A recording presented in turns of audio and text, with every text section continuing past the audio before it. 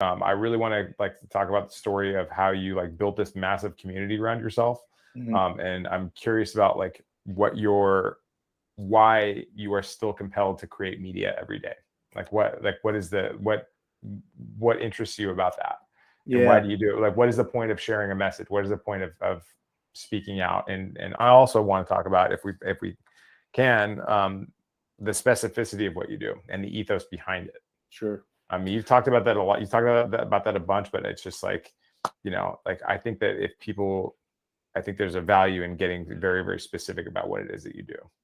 Yeah, I mean, I'm a little bit. The first question is a little bit not confusing, a little bit uh, of a conundrum.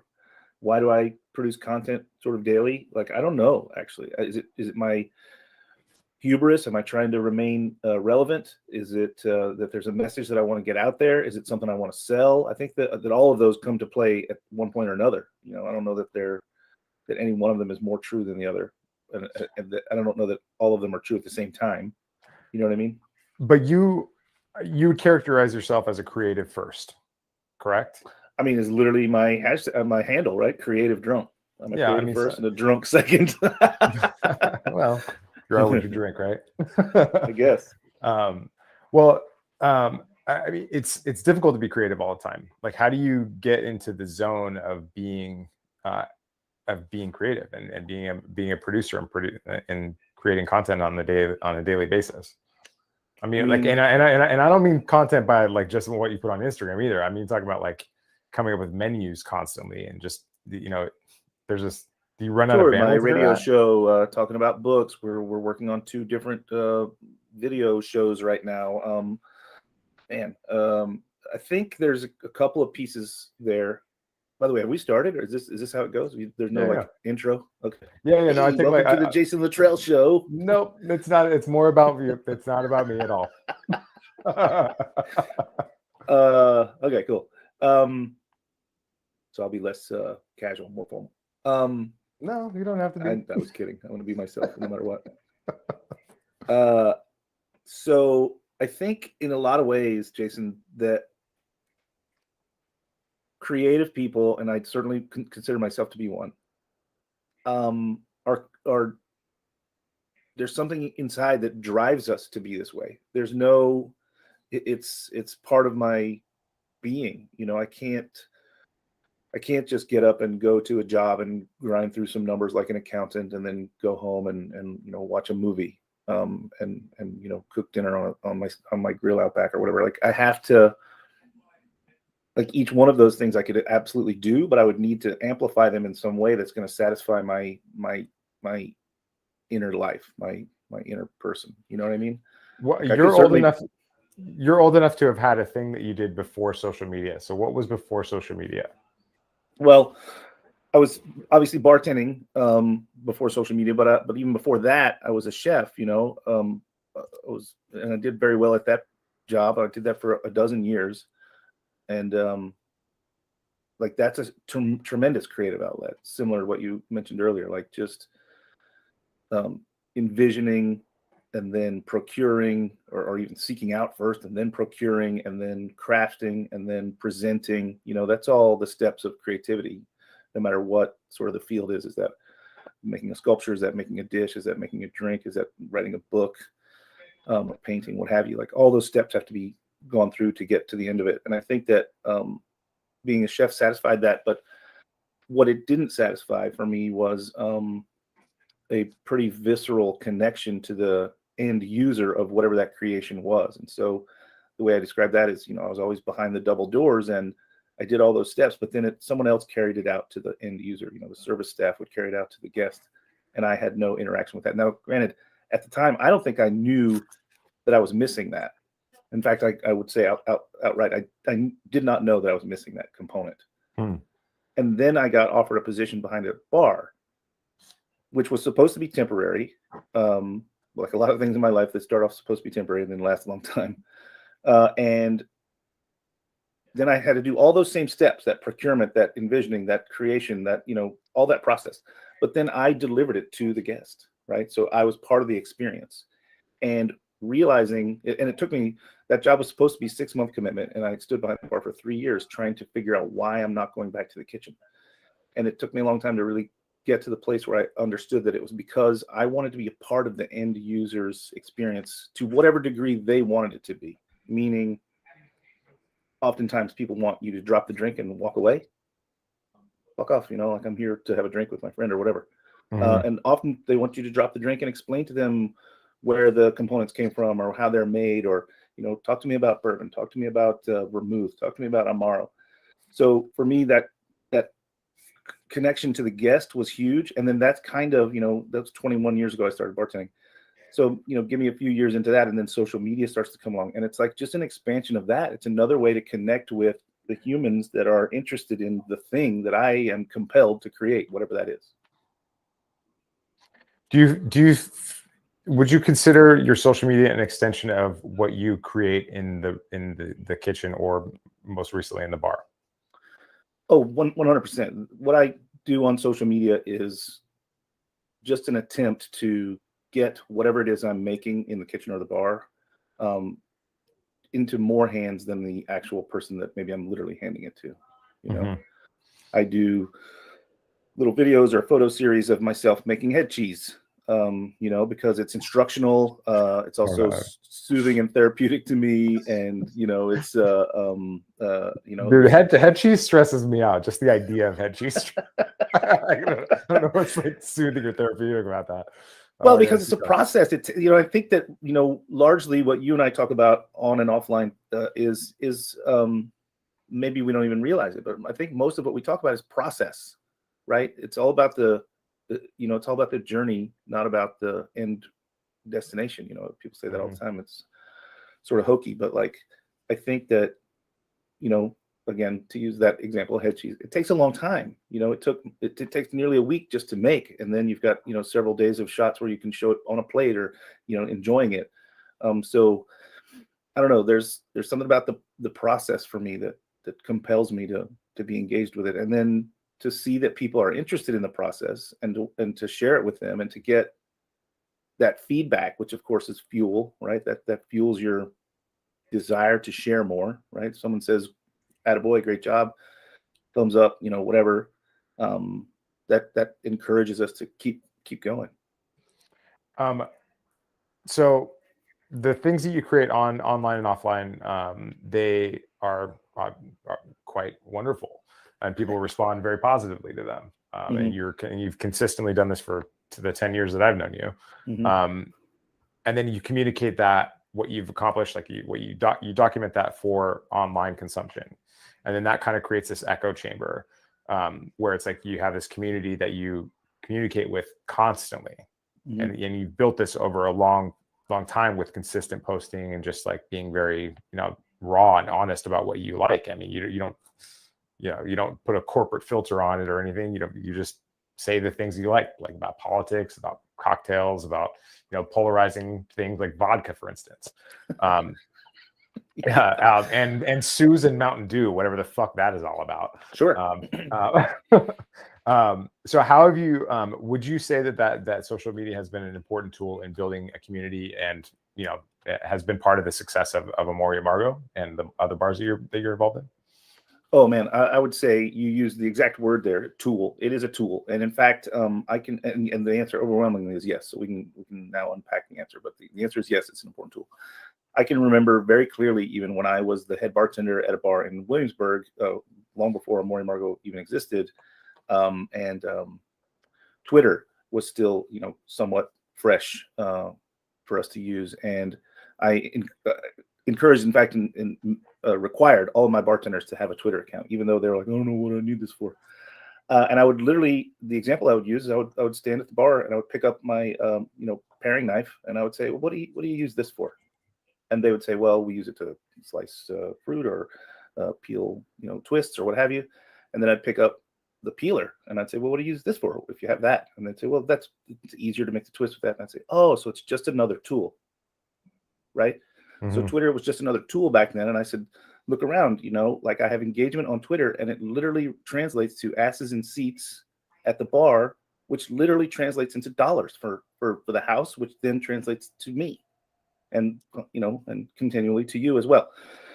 So I think I was just an early enough adopter on, and I think that was the first platform I got on. I was just an early enough adopter on Twitter. And then also I sort of tracked the monetization I got out of it.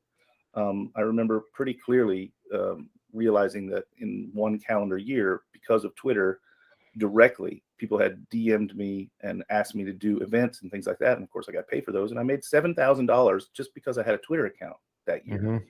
So that, I think, is what really made me realize how valuable that tool is. Those tools are as more platforms arrive, and the worth of being on them. Now, then you have to sort of like calculate in some way how much time you can devote to that to get those yields, and what that means to you. And then, I have other platforms. I'm on Facebook was great for. I always used to joke. I said Twitter is for my audience, Facebook is for my friends, and Instagram is for those who don't like to read. Right. So if you approach, at least in the beginning, and that's changed a bit, but in the beginning, that's how I approached it. And I would say, well, the things that I want people to read, like newsy stuff, or maybe more heavy things, or links to articles, that's all going to be on Twitter. And on Facebook, I'm really not trying to sell any of my friends anything or get my friends to come to the bar. They know where I'm at. So that's just where I say happy birthday to people, and engage with their posts and say congratulations on your new job or wedding or whatever. And then Instagram became the place to sort of try to sell the bar. And even the books and even the radio program sells itself on Instagram, So I think that's just a place to get people's eyes and drive them towards things that you might want them to monetize, or I don't know. I don't know how it all works. It just kind of works if you work with it, but you can't let it. There are periods of time where I let it overwhelm me, where suddenly I'm like, and it happened definitely during the pandemic when I had more time on my hands. Like, holy cow, I spend a lot of time on these things. And is that ratio getting out of whack? Suddenly, in the bar world, we say as soon as you're done, you leave, right? Because the longer you hang out, that's the more hours that you spent in the room, and you weren't making revenue during that time. So then your hourly went down as the longer you stayed, right? So like the more you spend on these platforms, and it's the same thing, right? If the income you're generating from it doesn't, stack up to the hours you're putting into it, every minute you're on there, you're making less money. Right. It's diminishing returns. Yeah. That's interesting that you actually, I didn't realize that you actually did that, because I don't know what you do on Twitter, and I don't know what you do on Facebook. Like, as far as I know, you live inside of my cell phone, inside of Instagram stories on my cell phone. Yeah. And also on my screen right now. So that's good too. But that's interesting. I mean, the truth is there are different audiences for different demographics, and people use different platforms in different ways. Like, people use LinkedIn. Yeah, I mean, I would tell you in no uncertain terms, I've never linked my platforms. I know that a lot of folks do. I've never linked them. So if, a lot of folks post on one and it automatically posts to everything. You become a commercial. I've never wanted to be a commercial. And also I've never wanted to kind of blur those lines. Again, I think I have. Certainly, obviously, there's overlap, but I think I have a different audience on each platform, right? I mean, you mentioned the benefits of using these tools to sell things that you're creating, but it's like the fact remains that like people don't buy things from people that they don't know, like, and trust. And you've said that a million times, and I believe it. And so it's like you use it as a place for people to get to know you. Yeah. Once they get to know you, then they can start to like you. And if they don't like you, they can, do whatever else that they do on the internet. And if they know you and like you, then they start to trust you. And then you say, hey, this is the thing that you might be into. And it's like, it's a transition of value. It's not like people get icky about the word sell, but it's like, it's a positive thing if you're creating something of value for people, Yeah. I'm just, giving you a commodity that I've created that you might be interested in, and you're giving me something in return for doing that. That's just that's the barter system still. It's just that we've I don't know, we've organized it in such a way. I think what you're saying there about knowing, liking, trusting, guys that are smarter than me are out there saying all the time that some very high percentage, let's put it in the 90s probably, of every purchase anyone makes is driven by emotion, right? Like there's almost no non-emotional sale that happens. So I totally agree with your like, value, trust. What was it like? No, like, and trust. No, like, and trust. Yeah. Yeah. Approach. And that actually informs a little bit of how I've been posting since you've been saying that. I want people to know me. I'm not out there, like high school trying to get people to like me. I want you to like me for what I am. So I'm honest and truthful, and, as you said, raw. But I want you to get to know me. How you get to know me is I'm those things: honest, truthful, and raw. And then once you like me, then maybe you'll be interested in getting on board with some of the things I do. It makes me wonder what compels people to express themselves. Like, what is the urge? I guess I grew up in a place where, like, I just was never, it was never like a big deal. We never, like, I never had to fight for attention in my family, and, like, felt the need to, like, just express myself. But I'm just, this is coming from a place that I'm glad that you do it, because what you say is interesting and important. But I'm just curious what compels us as people to want to share like that. And it's just, and in the mind of the bar owner, especially the independent bar owner who's looking at an empty bar, like, what compels them to not do it, even though knowing that if they did it, it would help them fill their bar?